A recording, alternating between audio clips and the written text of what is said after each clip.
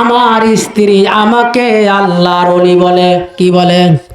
আমার স্ত্রী আমাকে আল্লাহর ওলি বলে। আমি তখন বললাম, ভাইজান আমার স্ত্রী আমাকে তো হুজুরই কয় না, আর আপনাকে আল্লাহর ওলি বলে। কি এমন আমল করেন, ওই আমলটা আমাকে বাতাইয়ে দেন। বলল, হুজুর তাহলে শোনেন, হুজুর তাহলে শোনেন। আমি একজন ভ্যান চালক, প্রতিদিন 800 থেকে 1000 টাকা কামাই করি। 800 থেকে 1000 টাকা করে কামাই করে প্রতিদিন 100 টাকা করে আমি জমা রাখি।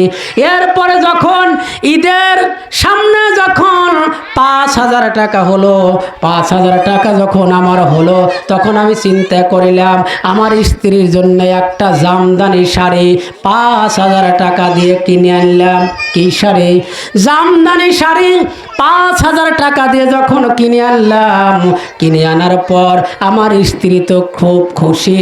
আমি আমার স্ত্রীকে ডাক দেওয়ার, স্ত্রী রে শাড়িটা পরো। শাড়িটা যখন পরিল, আমার মনে হলো আল্লাহ পাক জান্নাত থেকে একটা হুর আমাকে দিয়েছে। সকালবেলা আমি যখন আমার স্ত্রীকে রেখে আমি যখন চলে গেলাম, অটো নিয়ে ভ্যান নিয়ে যখন আবার কাজে চলে গেলাম, দুপুরের সময় আমি বাড়িতে আসলাম। দুপুরের সময় বাড়িতে এসে দেখি আমার স্ত্রীর মনটা খারাপ, একেবারে গাল ফুলে বসে আছে। তখন আমি ডাক দিয়ে বললাম, কি ব্যাপার, কি সকালে ভালো মানুষ থুয়ে গেলাম, এখন গাল ফুলে, কারণটা কি? বললো, তোমার চোখ ভালো না। আমি বললাম, আমার চোখ তো ঠিকই আছে। বললো, না তোমার চোখ ভালো না। আমি বললাম, কি হয়েছে তাই বলো। বলতিছে, তুমি যে শাড়ি কিনে দিয়েছো, তোমার ভাই বলেছে, ছোট ভাই বলেছে শাড়ির রং ভালো না, এই জন্য রাগ করে পরবই না। আমি বললাম, সাংঘাতিক ব্যাপার। বউ হইল আমার, আর চয়েস করবে আমার ছোট ভাই, সাংঘাতিক ব্যাপার। বললো, শাড়ি আমি পরবো না, টাকা দাও, আবার মার্কেটে যাব, মার্কেটে গিয়ে আবার আমি শাড়ি কিনে আনবো। আমি বললাম, আমার পক্ষে সম্ভব না, আমি নামাজ পড়ি, আমার স্ত্রী মার্কেটে গিয়ে মানুষের ধাক্কা দুঃখ খাবে, এইটা আমি পছন্দ করি না।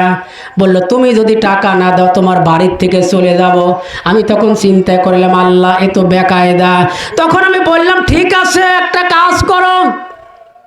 বললো, কি কাজ? বললাম, একটা রশি আনো আর কোদাল নিয়ে এসো। বললো, রশি আর কোদাল দিয়ে কি করবে? আমি বললাম, কিছুক্ষণ পরেই বুঝবে না। এরপর রশি আর কোদাল যখন নিয়ে আসলো, বললাম, আমার স্ত্রীকে ডাক দিলাম, ঘরের মধ্যে আসো। ঘরের মধ্যে যখন আইলো, আসার পর সুন্দরভাবে আমি ঘরের মধ্যে ছিটকালি লাগালাম, দরজাটা দিলাম, জানালাগুলো আটকালাম। আটকালার পর আমি কোদাল দিয়ে ঘরের মধ্যে গর্ত করতে লাগলাম। কি করতে লাগলো?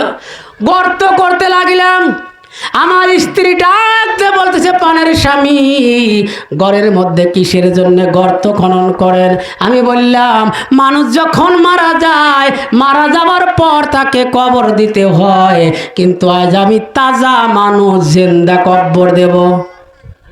বলে অন্যায়, বলে অন্যায় পর আগে আমার যদি অবাধ্য হয় আমি জিন্দা কবর দেব।